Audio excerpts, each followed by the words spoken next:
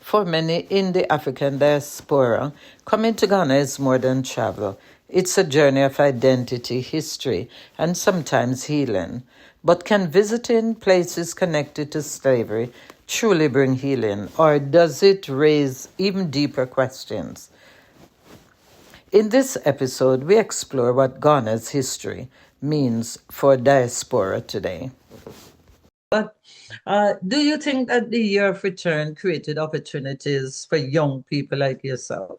The year of return, I wouldn't be able to relate to it. But when it comes Mm-hmm. to generally, I feel like, of course, those in the tourism sector, those in the events organization sector, and also the business communities that relate to the diaspora, definitely it will bring like opportunities to them during that particular period because those in the hospitality industry, because they will need accommodation, those in the food industry, because of all those kind of things. So when you look at the chain of those in the hospitality industry, definitely they will get a lot from it. When you also look at I don't know the types of businesses they came to open, but then if it's in specific sectors, that also creates opportunity Mm-hmm. because definitely they will have to engage local Ghanaians in that particular process. So it depends on the Mm-hmm. hospitality industry. It also depends on the business ideas and sectors that they engage in Ghana. That will determine the kind Mm-hmm. of opportunities that they bring and how young Mm-hmm. people will benefit from it. Yeah. And that's true because I know people are building houses, so the construction industry would benefit and, shopping around Ghana. Because, I mean, I have a home in Ghana and I know the people that I work with, people that works on our site. So, yeah. So I just wanted to see if it's far reaching, but maybe this is another research you'll probably be doing to see the diaspora, um, what it does impact the people, the young people especially. Now, how do you feel when people from Africa, African diaspora, the Caribbean, reconnect with their roots? I think you said something already, I but think can you? for me, I just feel like happy to see that they make the effort. It is not easy to travel to a Mhm. place you've only heard about, have never been there. And so I say I do commend them for that courage to come. And I do feel happy that they are making the effort to come home. This is where they are from. This is home to them.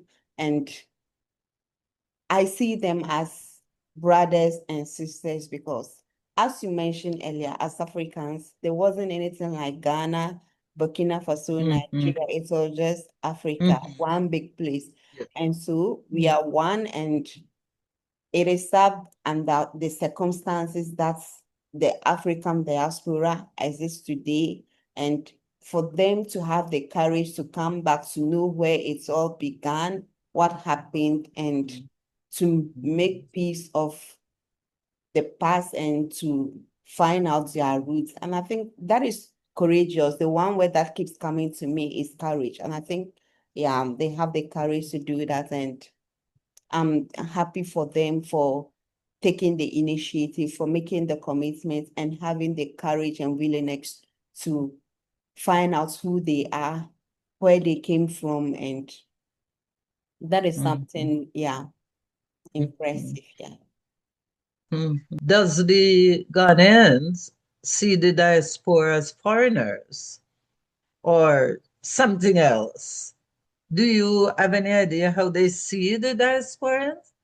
Honestly, they see the diaspora as foreigners. That is the truth. Mm-hmm.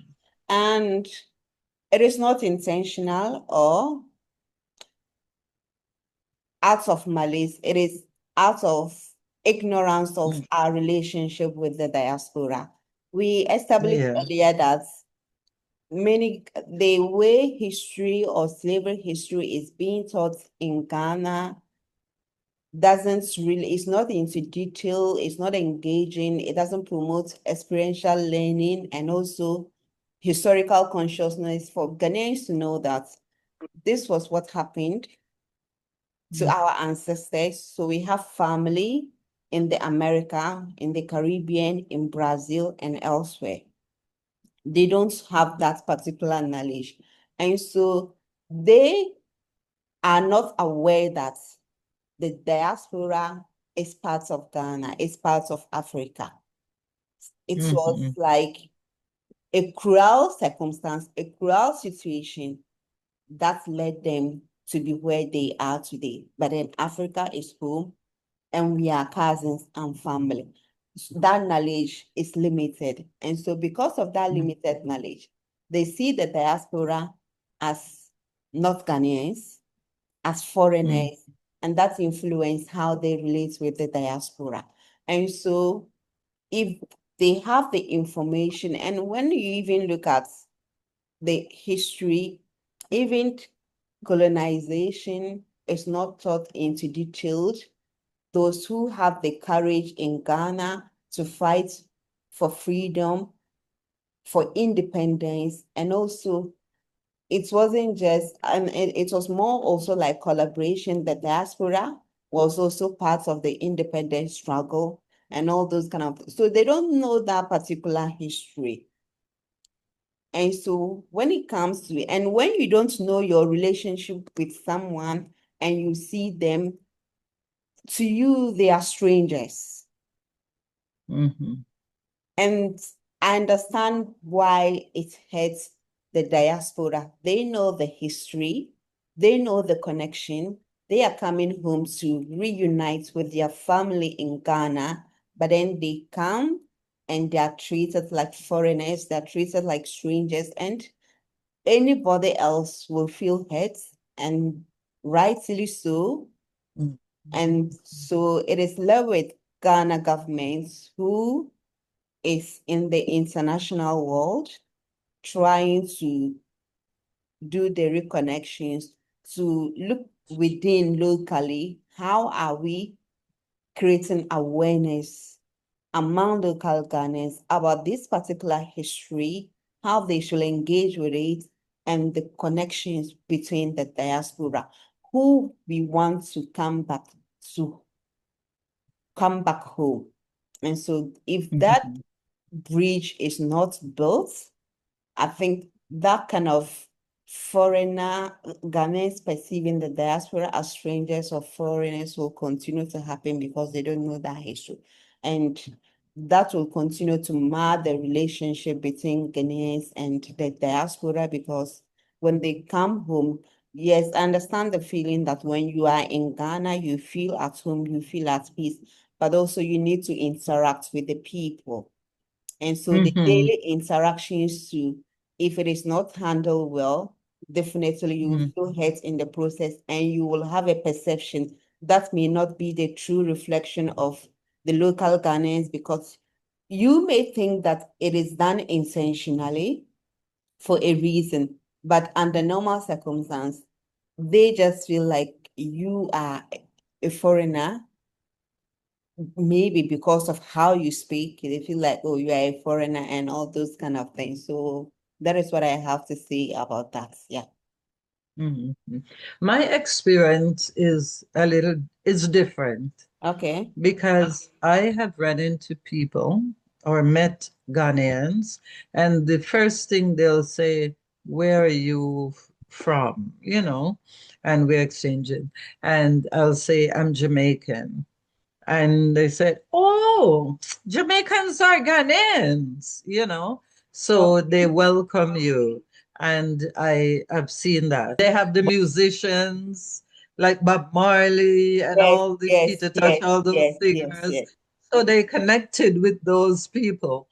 So when you tell them that, you're welcome. But I was just thinking while you're speaking, so what's the downside and the challenges for the locals? Because both sides are missing out, right? The locals are missing out and the also the diasporans, because they're not gonna have a fulfilled relationship.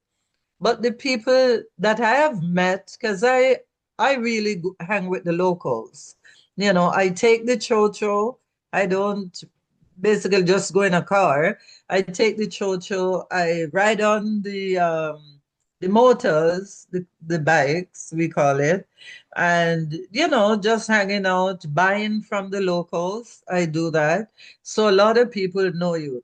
Is there anything else you can tell us what we can do to be in a more friendlier relationship with the locals so they understand us? Okay. And I think I'm happy you mentioned about Ghana's relationship with the Caribbean, especially Jamaica and Trinidad. You know, recently the Ghana government sent people to Jamaica, yeah, when Yeah. the hurricane happened. And I Mm, think Ghana mm, always have like a great relationship with Jamaica or the Caribbeans, let me just say. yes. And Yeah. music too. A lot of people knew about Bob Marley, and his music were Yes. always like inspirations were he had a foresight. He was talking Mm, about Africa. He was talking about yes. all these issues that we are talking about. So people could relate to that. Mm-hmm. So that relationship might be different from maybe what an African American might experience Mm-hmm. or Afro-Brazilian might experience, as you see. But when it comes to how to improve the relationship, I think it is on both sides. It is not just like one side who should do what. It is about what should local Ghanaians do? And I think the first thing is about information.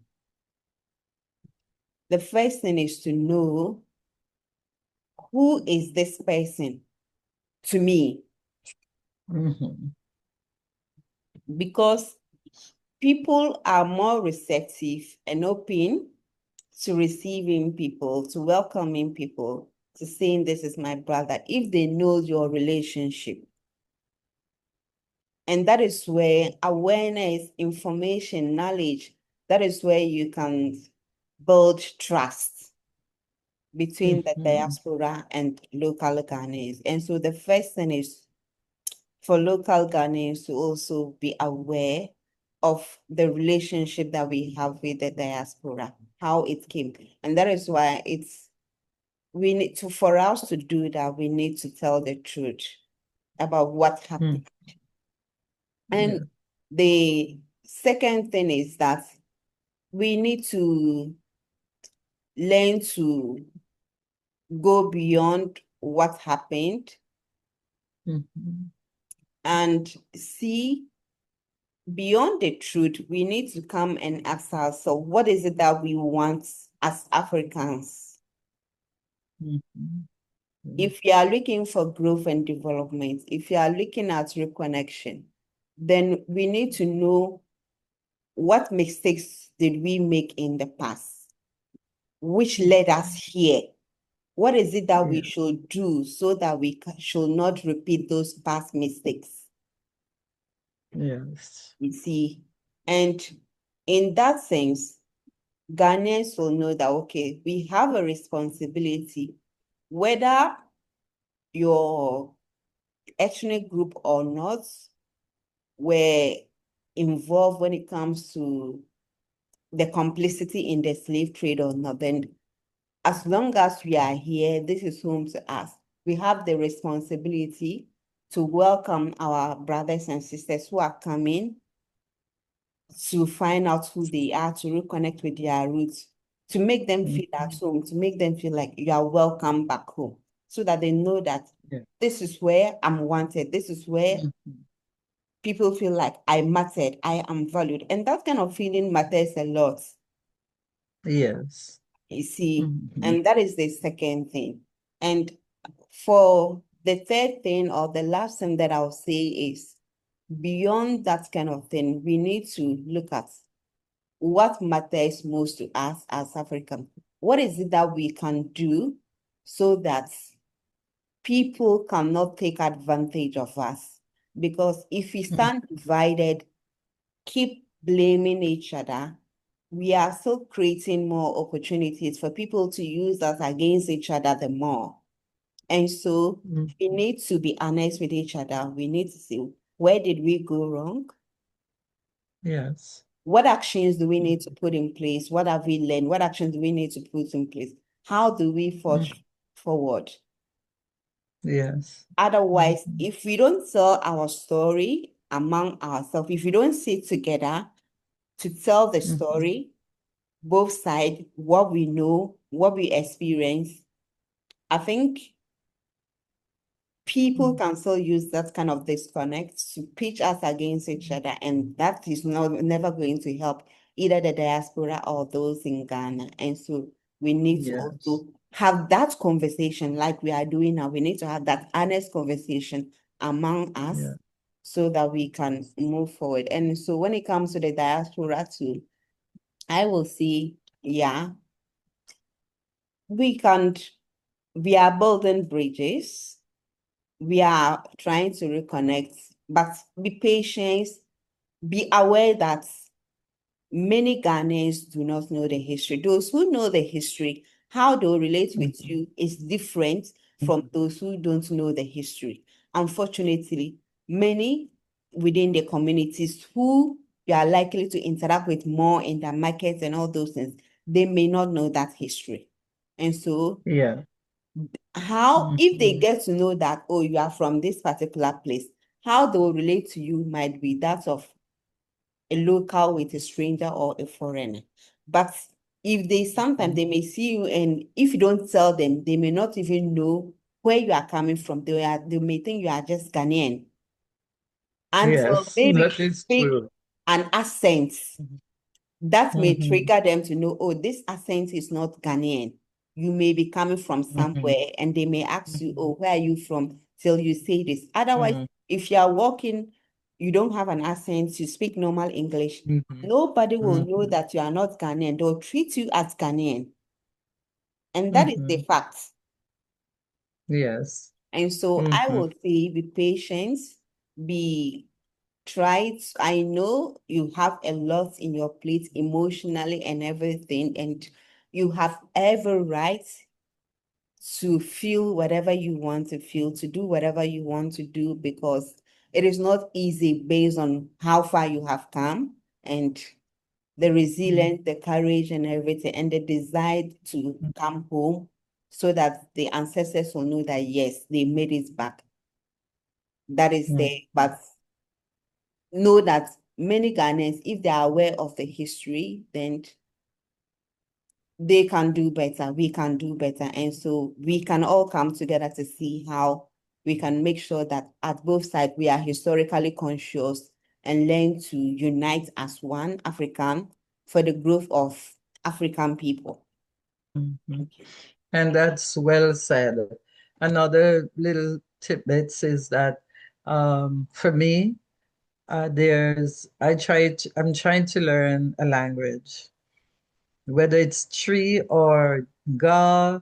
I'm trying to learn something because the tree is very familiar with Jamaican patois. I guess the slaves, when they got there, they were speaking different dialects, different languages. So I can identify with some of the words. So I'm paying more Okay. attention because when you start to learning a little bit, you can, I don't know much, but this is a way to show that you belong there and you want the locals to understand that you know that you belong there and they will accept you. So it works on both sides. And I thank you so much. If you have enjoyed this conversation, please hit subscribe and share. I am sharing everything, the good, the bad, and what no one tells you. See you in part 4.